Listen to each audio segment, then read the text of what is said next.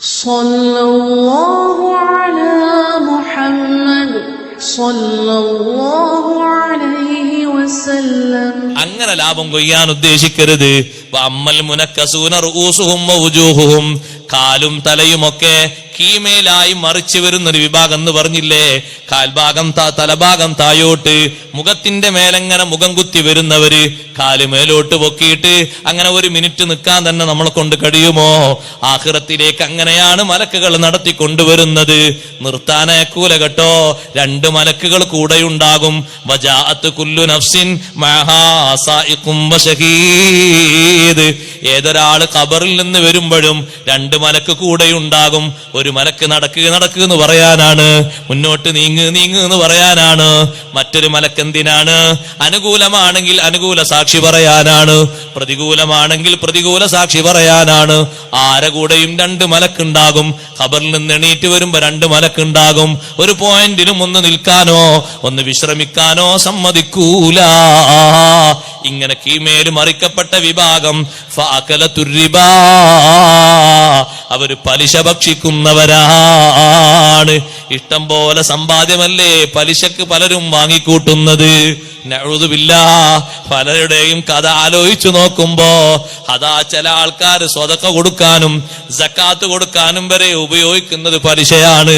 സഹോദരങ്ങളെ, അള്ളാഹു സ്വീകരിക്കൂലെന്നുള്ള വിഷയം വേറെ തന്നെയാണ്. ഇന്നല്ലാഹ ലാ യഖ്ബലു മിൻ ത്വയ്യിബ്, നല്ലതെന്നേ അള്ളാഹു തആല സ്വീകരിക്കുള്ളൂ, ഹറാമായതെന്ന് അള്ളാഹു തആല സ്വീകരിക്കൂല.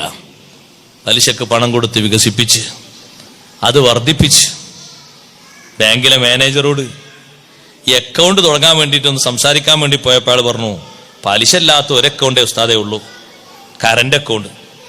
അത് വേണേ നിങ്ങൾ തുടങ്ങിക്കോളി. ഒരു അത്യാവശ്യത്തിന് വേണ്ടി തുടങ്ങാൻ പോയതാണ്. അത് തുടങ്ങിയെങ്കിലും സംഗതി കറന്റ് അക്കൗണ്ട് തുടങ്ങി. അപ്പോൾ ഒരു അരമണിക്കൂർ സംസാരിച്ചപ്പോൾ അദ്ദേഹം പറഞ്ഞു, ഉസ്താദ് നിങ്ങളെ കൂട്ടത്തിലുള്ള ആൾക്കാർ, അദ്ദേഹം ഒരു ഹൈന്ദവ സഹോദരൻ, നിങ്ങളെ കൂട്ടത്തിലുള്ള ആൾക്കാർ കാര്യമായിട്ട് ഇവിടെ പണം ഡെപ്പോസിറ്റ് ചെയ്തിട്ട് അതിന്റെ പലിശ ഒക്കെ അവരെടുത്തു കൊണ്ടുപോകുന്നത്, പലിശക്ക് എന്താ ഇൻട്രസ്റ്റ് എന്നല്ല പറയാ, ഇൻട്രസ്റ്റ് ഒക്കെ എടുത്തു പോകുന്നത് റംസാനിൽ സക്കാത്ത് കൊടുക്കാനാണ് പറഞ്ഞു. ഞാനത് കേട്ടപ്പോൾ തന്നെ എനിക്ക് ചിരിയോട് ചിരി. റംസാനിൽ സക്കാത്ത് കൊടുക്കാൻ വേണ്ടി കാര്യമായിട്ട് എടുത്തുകൊണ്ട് പോകുന്നതാ ഇവിടുന്ന് കിട്ടുന്ന മിച്ച പലിശ.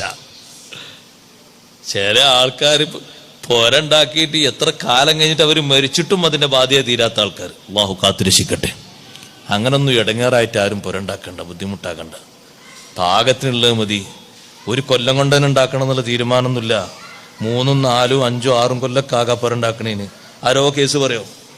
ജയിലിൽ ഇതുവരെ കേസ് കൊടുത്തും കിട്ടില്ല, അങ്ങനെ കേസ് കൊടുത്തിണോ? ഇയാളെ പുരപ്പണി വേഗം പൂർത്തിയായില്ല എന്നുള്ളൊരു കേസ് അങ്ങനെ ഉണ്ടോ? ഇല്ലല്ലോ. ഘട്ടം ഘട്ടമായിട്ടുണ്ടായിക്കോട്ടെ. ഇനി അതിൽ ഹലാലായ രൂപത്തിലുള്ള കടബാധ്യത വന്നാലും പലിശക്കടം വരരുത്. മിക്കതും അതാ.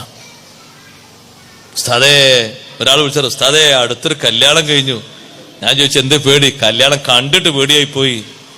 കല്യാണം കഴിഞ്ഞിട്ട് 2 മാസം കഴിഞ്ഞപ്പോ അദ്ദേഹത്തിന്റെ അടുത്തേക്ക് ഒരു നോട്ടീസ് വന്നപ്പോ ആ നോട്ടീസിലുള്ള തുക കണ്ടിട്ട് ആളെ അറ്റാക്ക് ബാധിച്ചു, ഇപ്പോൾ ഹോസ്പിറ്റലിലാണ്.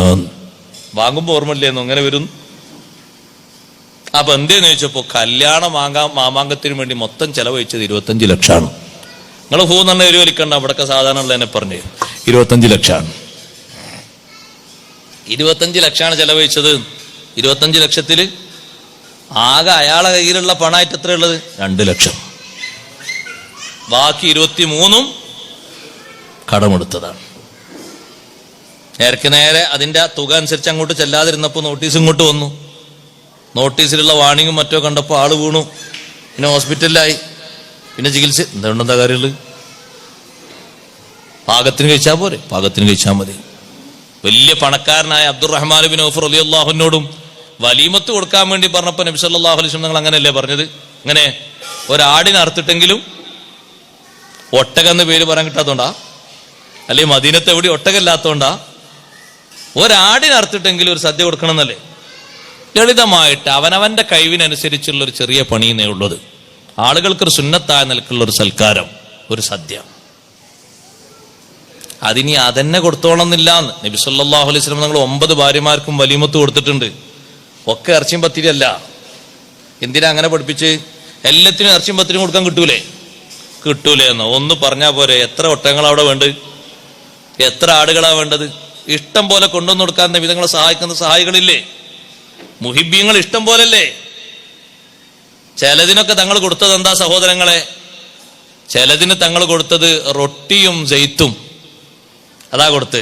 വെള്ളം, ശുദ്ധമായ വെള്ളം, പിന്നെ അതിലേക്കൊന്ന് കഴിക്കാൻ റൊട്ടി ഇല്ലേ? റൊട്ടി നമ്മൾ ഇവിടുത്തെ റൊട്ടി അല്ല കേട്ടോ, എന്നാലും മനസ്സിലാക്ക റൊട്ടി. ആ റൊട്ടി ഒപ്പി തിന്നാൻ എന്തും ജെയ്ത്തെണ്ണയും. എത്ര ലളിതമായിട്ട്! ഇത് നമുക്ക് പഠിപ്പിക്കാനാണ് അങ്ങനെ ചെയ്തത്, അല്ലാതെ ഒട്ടകം പോത്തും മറ്റൊന്നും കിട്ടാത്തോണ്ടല്ല. ലളിതമായിട്ട് കഴിക്കേണ്ടത്. ഇത് കഴിഞ്ഞിട്ട് പിന്നെ ഇങ്ങനെ സുബ്ഹാനല്ലാഹ് അസ്തഗ്ഫിറുല്ലാഹ് ഞാൻ കുടുങ്ങിയല്ലോ, എല്ലാരും വന്ന് തിന്നു പോയല്ലോ, ഇതൊക്കെ ആര് വീട്ടിൽ ചെന്ന് പറഞ്ഞിട്ട് കാര്യമുള്ളത്? അതിനെന്തെങ്കിലും കാര്യമുണ്ടോ? ഇതൊക്കെ ആര് വീട്ടുകാരാണ്? മക്കളാണ്, അവർ കാര്യമായിട്ട് ഇതിലേക്ക് ശ്രദ്ധിക്കണമില്ല. ഇങ്ങനെ കായിപ്പോയില്ല. അങ്ങനെ ചിന്തിച്ചത് എന്താ കാര്യമുള്ളത്? പാകത്തിന്, അവനവനെ കൊണ്ട് ഒക്കുന്ന രൂപത്തിൽ പാകത്തിന്. അതാ ചെയ്യേണ്ടത്. പാകത്തിന് കാര്യങ്ങളൊക്കെ നടത്തുക. അതിലാണ് ബർക്കത്തുണ്ടാകേണ്ടത്, ഏറെ വേണ്ട. 3 ദിവസം ഭക്ഷണം വെച്ച് വിളമ്പിയ സ്വഹാബിയുടെ വീട്ടിലേക്ക് ഒരു ദിവസം നബി സല്ലല്ലാഹു അലൈഹി വസല്ലം നിങ്ങൾ പോയി ഭക്ഷണം കഴിച്ചു വന്നു. സാലിമാമ നിങ്ങൾ പറയുന്നുണ്ട്, സ്വഹാബിയ ഭക്ഷണം ഉണ്ടാക്കി കേട്ടോ. ഉമ്മമാരെ ഒരിക്കലും നിർബന്ധം പറയരുത്. തലേന്ന് സാധാ ഭക്ഷണം കൊടുത്താൽ പോരാ. തലേന്ന് എന്താ കൊടുക്കണ്ടേ? തലേന്ന് ആടുമന്തി തന്നെ കൊടുക്കണം. പിറ്റേന്ന് ഉച്ചക്ക് ഒരൊട്ടകത്തെ എങ്ങനെങ്കിലും കോട്ടക്കെന്നോ അല്ലെങ്കിൽ രാജസ്ഥാനെന്നോ കിട്ടുമോ നോക്കി ഉച്ചക്ക് ഒരു ഒട്ടകമന്തി തന്നെ. നേരെ പച്ചക്കറി കൊടുക്കാൻ കഴിവില്ലാത്തവളോടാണ് ഈ പറയുന്നത് ഉച്ചക്ക് ഒട്ടകമന്തി, തലേന്ന് ആടുമന്തിയൊക്കെ. പച്ചക്കറി ബിരിയാണി കൊടുക്കാൻ കഴിവില്ലാത്തവളോടാണ് ഈ പറയണത്. കഴിവുള്ള ആളെന്നെ അയാളെ പരിധിക്കനുസരിച്ച് ചെയ്യാവൂ, ഓവറായി ചെയ്യാൻ പാടില്ല. മറ്റുള്ളവരൊന്നും മാതൃകയാക്കി ബുദ്ധിമുട്ടാവും. പരിധിക്കനുസരിച്ച് അതിലൊതുങ്ങണം. കഴിവുണ്ട് എന്നെത്തിയിട്ട് ഇഷ്ടം പോലെ അങ്ങനെ ചെയ്യണം എന്നല്ലേ, വേറെന്തെല്ലാം പണി ചെയ്യാണ്ട്. അപ്പൊ 2ാമത്തെ ദിവസവും ഭക്ഷണം ഉണ്ടാക്കിയെന്ന് വന്ന് പറഞ്ഞ് വിളിച്ചപ്പോ നബി സല്ലല്ലാഹു അലൈഹി വസല്ലം തങ്ങൾ പറഞ്ഞു, ആവശ്യമുള്ളവർ പോയിക്കോളും. തങ്ങൾ പോയില്ല, ഒറ്റ ദിവസമേ തങ്ങൾ പോയതുള്ളൂ. 3ന്റെ അന്നും വന്നിട്ട് പറഞ്ഞു, മെരിച്ചിന്റെ 3അല്ല കേട്ടോ, ആഘോഷത്തിൽ 3ാമത്തെ ദിവസം ഭക്ഷണം ഉണ്ടാക്കിയതാണ്. മെരിച്ചിന് 7 ദിവസം ഭക്ഷണം കൊടുത്തിട്ടുണ്ട് സ്വഹാബത്ത്. ഒരു ദിവസമല്ല, എത്ര ദിവസം? 7 ദിവസം കൊടുത്തിട്ടുണ്ട്. സാധാരണ ഭക്ഷണം കൊടുക്കുന്ന സമയങ്ങളിൽ 7 ദിവസം കൊടുത്തിട്ടുണ്ട്. സാധാരണ അവർ ഭക്ഷണം കഴിക്കുന്ന സമയങ്ങളുണ്ടല്ലോ, ഒന്ന് രാവിലെ പ്രധാനപ്പെട്ട ഭക്ഷണം, ഒന്ന് വൈകുന്നേരം. ആ 2 സമയത്തും 100-150 ആൾക്കാർക്കൊക്കെ ഭക്ഷണം കൊടുത്തത് മരിച്ചവരുടെ പേരിൽ. അത് പറ്റും, അതൊരു സുഹൃത്താണ്, അത് അവർക്കുള്ള സ്വതക്കയാണ്. ഇത് ആഘോഷം എന്നുള്ളവർക്ക് 3ാമത്തെ ദിവസം ഭക്ഷണം ഉണ്ടാക്കിയെന്ന് വന്ന് പറഞ്ഞ് വിളിച്ചപ്പോ അള്ളാഹുവിന്റെ റസൂൽ പറഞ്ഞ മറുപടി എന്താണെന്നറിയോ? റിയാ ഉൻ വസും, ലോകമാന്യത്തിനും പേരിനും വേണ്ടിയാണ് ആരും പോകരുത്. വന്ന സ്വഹാബിന്റെ മുന്നിൽ നിർത്തിയിട്ട് സദസ്യരോട് പറഞ്ഞു, ഒറ്റ കുട്ടി പോകരുത്. സ്വഹാബി ഉണ്ടാക്കിയതിനെ പറ്റി തന്നെ അങ്ങനെ പറഞ്ഞെങ്കിൽ നമ്മൾ ഉണ്ടാക്കിയതിനെ പറ്റി എത്രട്ടം പറയണം? അങ്ങനെ ചിന്തിച്ചോക്കി. ഒരു സ്വഹാബി ഉണ്ടാക്കിയ 3ാമത്തെ ദിവസത്തെ ഭക്ഷണത്തെ പറ്റി തന്നെ ലോകമാന്യവും പ്രസിദ്ധിക്ക് വേണ്ടിയാന്ന് പറഞ്ഞെങ്കിൽ പരമസാധുക്കളായ നമ്മളെ പറ്റി എത്ര വട്ടം പറയണം സഹോദരങ്ങൾ? എത്ര ബോഡി ഇരിക്കണം ഇത് ഇതിനാണ് എന്നുള്ളത്? അതുകൊണ്ടാണ് പാകത്തിന് എന്ന് പറഞ്ഞത് അല്ലേ? 2 തരത്തിലുള്ള വെള്ളം കൊടുത്താൽ പോരെ കുടിക്കാൻ. അതൊക്കെ പൈസ കൊണ്ടല്ലേ, വെറുതെ ആരും കൊടുത്തില്ലല്ലോ.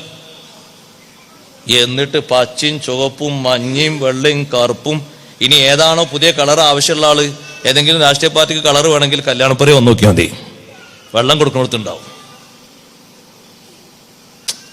നിങ്ങളാരെങ്കിലും കല്യാണത്തിൻ്റെ ഇതുപോലെ വെള്ളം കൊടുത്തിരുന്ന്? ഏതെങ്കിലും 2 വെള്ളം, ഒന്ന് പഞ്ചാര മുക്കിയതും പഞ്ചാര മുക്കാത്ത, 2 തരല്ലേ ആൾക്കാരുള്ളത്.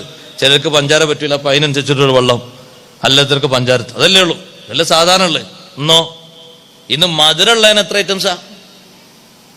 എന്തിനാത്? നമ്മളോട് ചോദിക്കുക, എന്തിനാത്? ആവശ്യമാണോ? അല്ല, ഒരിക്കലല്ല അനാവശ്യം. ദൂർത്താണ്, ആഭാസാണ്, ആർഭാടാണ് ചെയ്യുന്നത്. കൂലിട്ടൊന്ന് കരുതി കാത്തിരിക്കുന്നുണ്ട്, കൂലിയൊന്നും കിട്ടൂല. ചെയ്യുന്നതിനൊക്കെ കൂലിരാ നിൽക്കുന്ന പാടച്ചോനെന്താ പോവാത്ത കാരണ? അതൊന്നും കിട്ടൂല. നിയമബന്ധിതമായി